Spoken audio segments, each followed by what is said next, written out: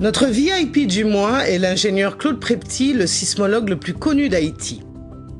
4 ans après le séisme qui a ravagé Haïti, Claude Prepty est toujours très préoccupé par les risques sismiques de son île. Lui qui avait tiré la sonnette d'alarme avant la catastrophe de 2010 sans être entendu, nous apprend aujourd'hui l'existence de nouvelles failles et avertit le gouvernement haïtien et la population de leur réel danger.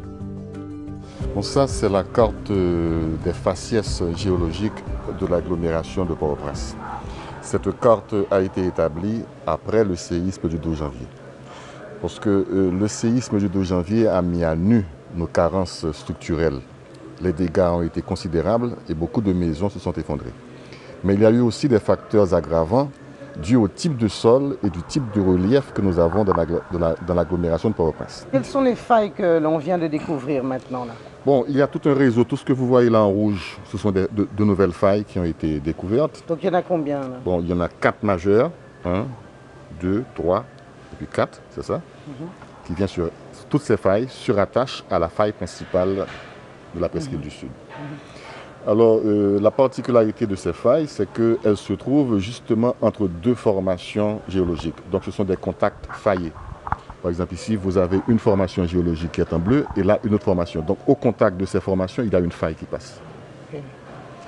Donc, ces failles ne se répartissent pas sur l'ensemble de l'agglomération de Port-au-Prince, mais se situent surtout au sud de Port-au-Prince, à partir de la zone de Bourdon.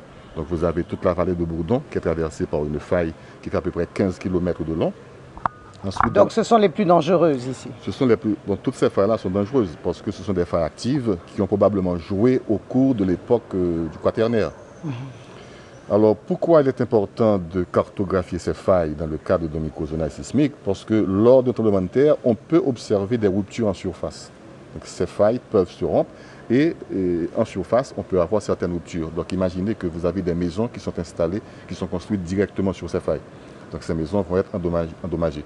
Malheureusement, toute la zone est déjà bâtie. Donc ces maisons sont déjà sur ces failles. Maintenant, comment va-t-on résoudre le problème? Alors, j'aimerais qu'on puisse définir encore une fois pour tout le monde exactement les failles majeures. Celle-ci? Celle-là, oui. Cette faille qui traverse toute la région métropolitaine, qui traverse la zone de Delma et va vers la route de Frères. Ok. Vous avez ensuite la deuxième avenue John Brown. Donc ça c'est Bourdon. La ravine Bois de Chêne. Voilà, oui. Et se connecte avec la première faille.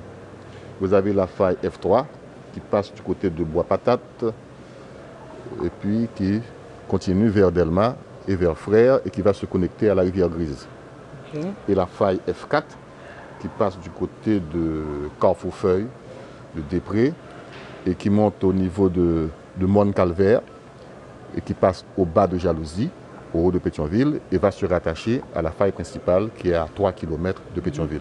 Voilà pourquoi on dit que l'aléa sismique régional est très fort au sud de Port-au-Prince, parce que la faille principale, elle est au sud de Port-au-Prince.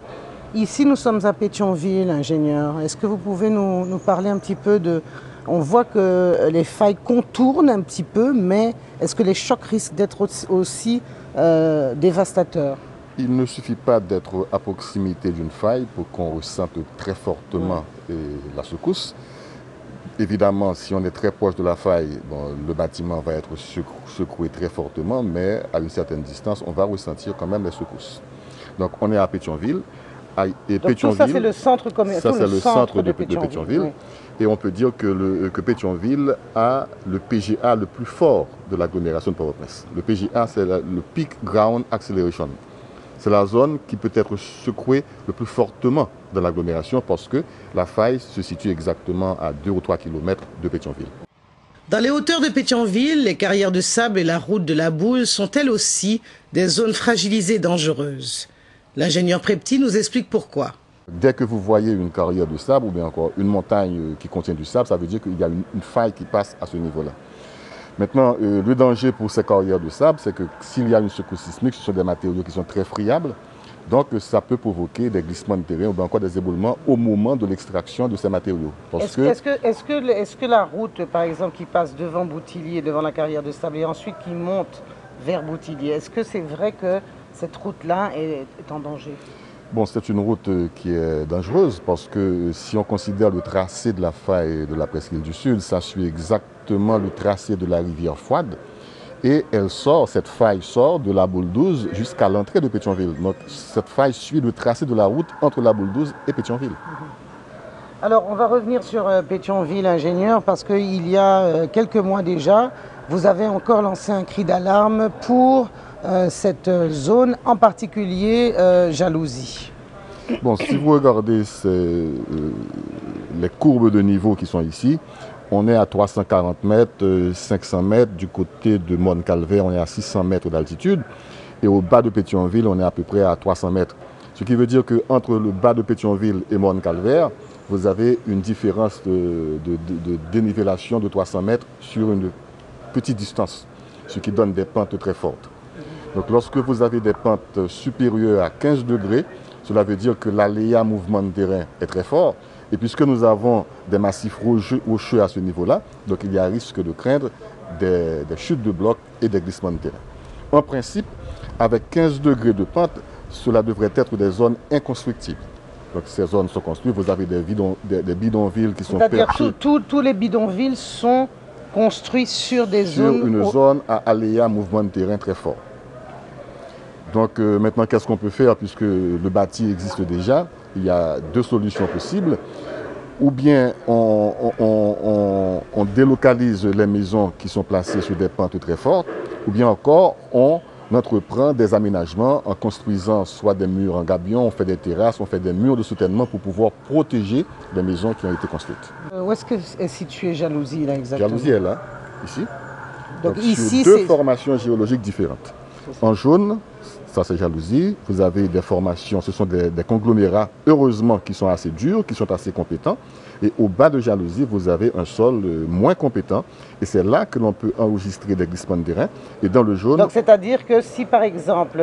Alors en plus, il y a une faille majeure. Il y a une faille majeure qui passe et au donc, bas de... s'il y aurait par exemple donc, le tremblement ici, si je comprends bien, ingénieur, il va toucher le bas qui est déjà plus friable et donc tout le haut risque de s'affaisser. Puisque les pentes sont très fortes, il y a risque de glissement de terrain, donc les maisons qui sont en haut vont descendre pratiquement vers le bas. Et ça donnerait quoi ça comme catastrophe? Bon, imaginez ces maisons qui sont perchées sur Jalousie, on dit qu'il y a près de 200 000, 300 000 personnes, hein, beaucoup de maisons, et ce sont des maisons qui ne sont pas construites par des professionnels.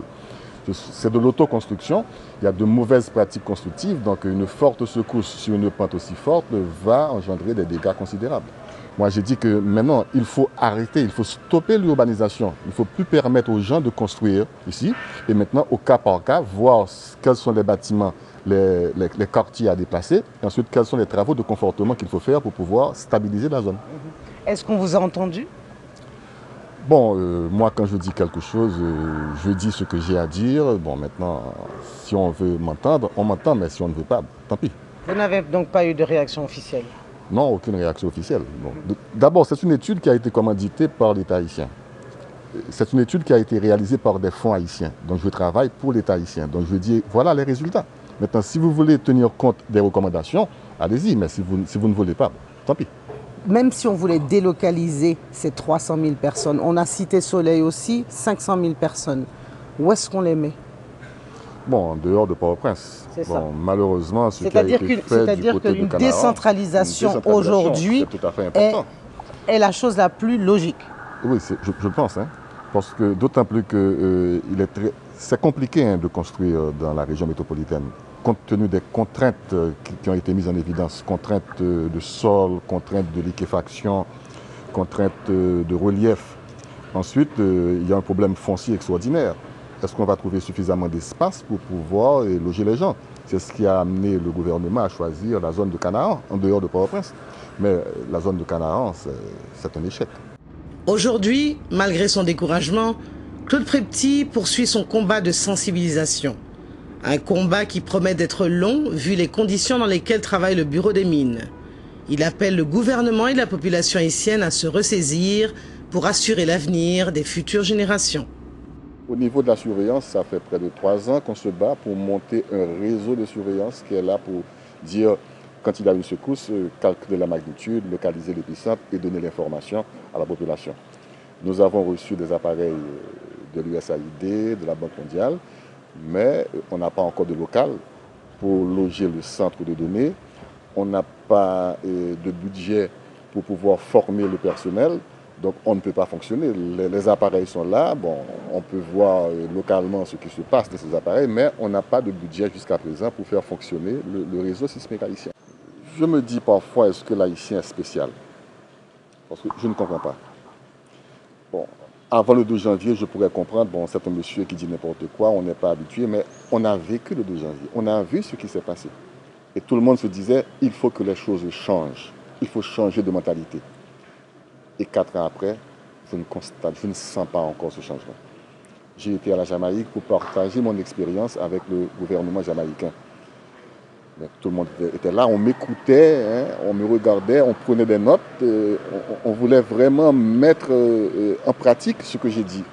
Alors que chez moi, dans mon pays, on me regarde, on me dit oui, on va le faire, et puis on ne fait absolument rien. Donc ça me fend le cœur. Je pense que nous devons nous ressaisir parce que nous avons un pays à gérer, nous avons des enfants, les nouvelles générations qui arrivent, et il faut les protéger. Nous ne travaillons pas pour nous maintenant. Réduire le risque sismique, ce n'est pas pour nous maintenant, mais c'est pour les générations à venir. Donc nous devons penser à ces enfants. Nous devons leur laisser un pays sécuritaire. Donc nous devons travailler très fortement.